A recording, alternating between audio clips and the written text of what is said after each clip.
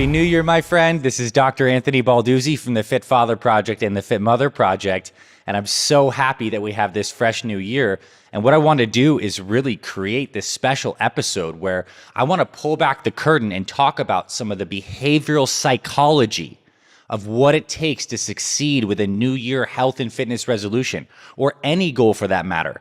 Because let's face it, this time of year has a lot of energy. We're hearing about people setting resolutions to lose some weight, to be more consistent with exercise, maybe to meet some kind of financial or relationship goal. And this is amazing. It is such a beautiful thing that we have the ability to use intention and vision to create goals and start to put energy behind it. But the sad truth is that most people don't succeed long-term with their resolutions. You've probably heard the stats, like 90% plus of people fail at their New Year's resolutions, maybe a couple months down the line. Why is this? Well, it's because there's a specific process for setting goals and getting yourself aligned to those goals and creating the environment that's going to help you succeed. And that's what I want to talk about. And believe it or not, this was actually like my background before I got deep into the medicine, health, and fitness, is I studied psychology and neuroscience. Those were some of my degrees in my undergraduate work. And so I'm super passionate about this because I believe this episode and the questions that we're going to ask and investigate together can help you get very clear and very aligned and help you be far more successful with your goals. Now, I want to back up for a second and talk about the big picture of what it takes to succeed with any goal. It requires pretty much three things. The first thing is it requires some vision, meaning clarity. We need to get clear on what we want to achieve. So this is a step that a lot of people even mess up. This very first step is they set kind of vague, unclear goals. We need the vision and the clarity because the more clear that goal is, we're going to be more informed on the different kinds of action steps we can take. So we need vision. But vision alone is not good enough. We also need emotion. Right? We need this heart feeling about why we want to do this, because even if we have the vision of what we want to create, when times eventually get tough during the year, the motivation that was really sparked in January starts to fade in February. We need this deep emotional connection that enables us to really have this why power, as I say, or this heart power to continue to stay consistent. So we need vision, emotion, and we also need to shape our environment to ensure that there's less friction and we can be successful. So vision, emotion, environment. Now, one of the best things you can do in this new year is really start to write down your goals. Write down your specific goal in whatever area you want to work on. And typically, I'm setting goals in three main areas. Some goal with my health and fitness, some goal in my family and relationships, some goal in my work and my purpose and my passion. So these are three domains. If you might just want to pick one main domain, write a goal there. But I also want you to write down the really deep and juicy reasons about why this goal is important to you. What will change in your life when this goal is realized? What things will come into alignment? How will this particular goal in one domain affect all the other domains of your life? What are the deep reasons why you want this? Continue to ask yourself why and get to the core of this. We need to activate that emotion and we need to get the vision. Now we're going to really zoom in and talk about fitness goals in particular. And I want to talk about the three main areas in a fitness goal you need to work on: your nutrition, your movement, and your recovery, your sleep, and your ability to de-stress. These three areas. Now, with nutrition starting off this year, I want you to ask yourself, do you have a plan for structured meal timing? Do you know exactly when you're eating your meals throughout the day? I think this is really important because structure that we create every single day gives us this hanger that we can hang on momentum. So if you know every day you're waking up and you're going to start making a breakfast smoothie this year, and you're going to have lunch, which will be like a salad with some protein, you have some go-to snacks, and you have a perfect plate for dinner. That is structure. Maybe you're going to start trying to intermittent fast this year and you skip that first meal of the day. You have your first meal sometime around, let's say 11 or noon. You have a snack around 3. You have dinner at 6. I want you to get your structure. If you don't know your structure, it's going to be really hard for you to be consistent. So structure is number one. The next thing I want to ask yourself is, what can you do with your nutrition routine this year to make things friction-free? Where are the hangups happening?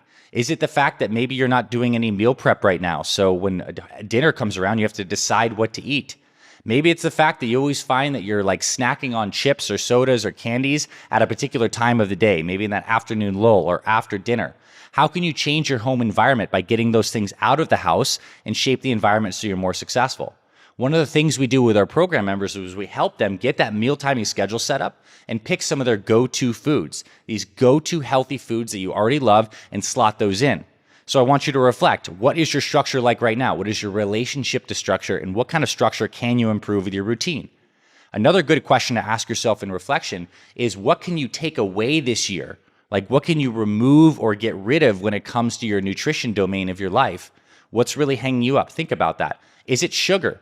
Maybe your relationship is, for the next 30 days, your primary nutrition focus is to get nutrition structure and get sugar out of your life. I think that could be a very powerful thing. So it's not just adding things in, it's also taking things away. We need to ask ourselves these questions. Where are our vulnerabilities? Where are the things that we're slipping up with on a consistent basis in this domain?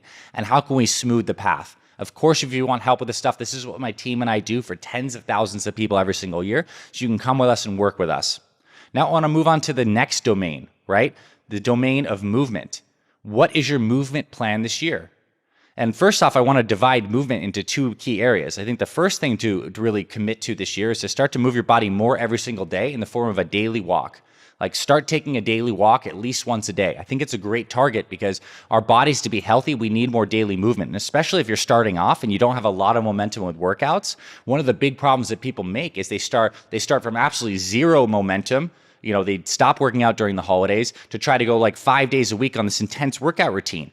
Like going from 0 to 100 doesn't quite work like that. What does work really well is getting your nutrition system on point, getting some daily movement, like committing to one thing. Maybe it's a daily walk every day, and then maybe scheduling in 3 workouts per week of these metabolic resistance training workouts we talk about here on the podcast on our channels, which is a combination of basically like circuit training with weights. So you get cardio, strength, and flexibility all in one.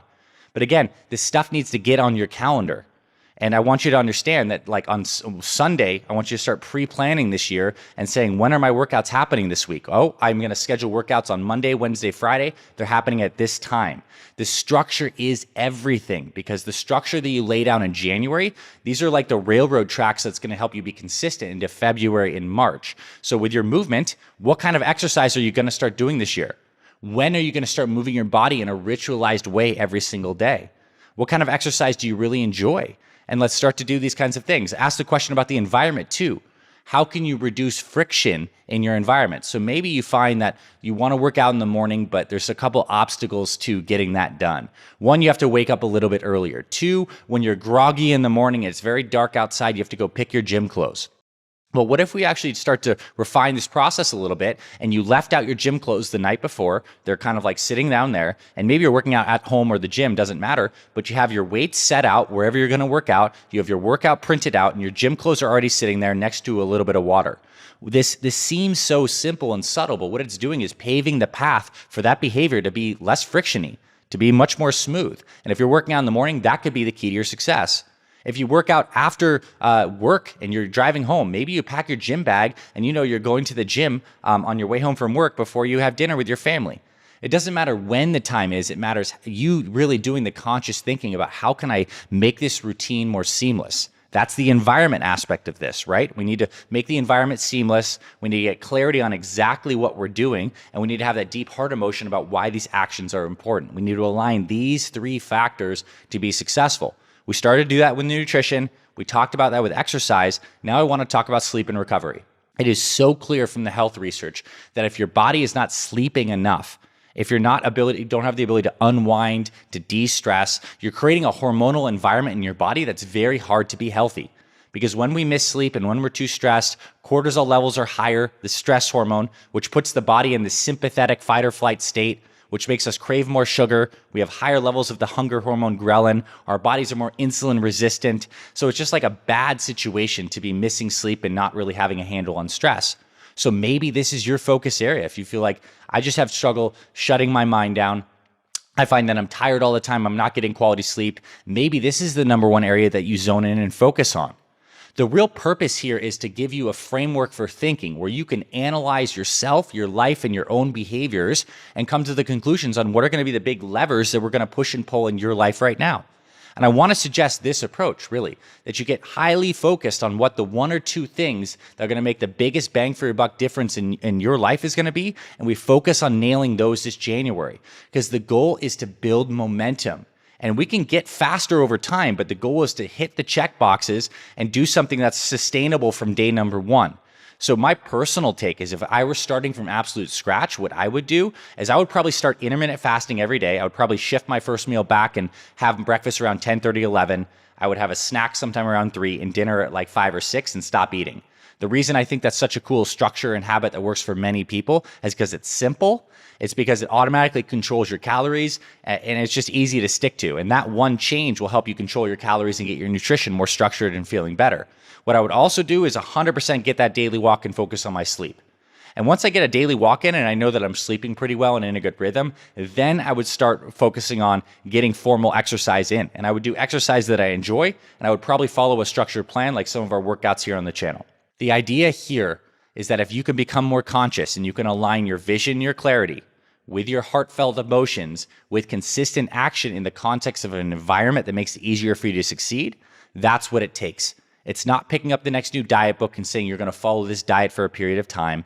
It's really looking at the holistic picture of you, your emotions, your vision. And this is the stuff that leads to lasting results, not just short-term quick fixes. And if you want help with this stuff in this new year, my team and I would love to help you. We would love to welcome you into our Fit Father and Fit Mother communities. We have the program that lays all this stuff out. We can help you. There's links in the show notes for all this stuff. You can message me and my team directly on our websites, on our social media handles. We're here to help support you.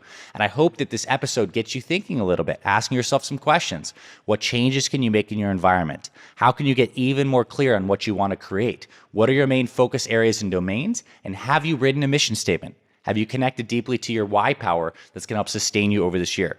You do these things, you will succeed. There's a step-by-step process you can do this, and my team and I would love to help you. So I hope you found this valuable, my friend. Listen to this 1-2 more times. See what comes up for you. Maybe take a couple of these prompts and questions that really stuck out to you as I'm talking, and you're like, yeah, I actually think that's a cool question. I want you to investigate that, think about that, feel into that, journal on that, whatever it takes. Because when you ask yourself these questions and you do this self-reflection, that's where inner discovery happens. And you can take that inner discovery and perspective and apply it to action in your life. And then you're starting to get personal power. You're starting to see more results. And that's what's really going to help you sustain. So thank you, my friend. Happy holidays to you. We'll be doing more episodes like this in the new year just to give you more context on the psychology and the action steps you need to succeed this year. God bless you and your family. We'll see you around episodes this year, and we'll talk to you very soon.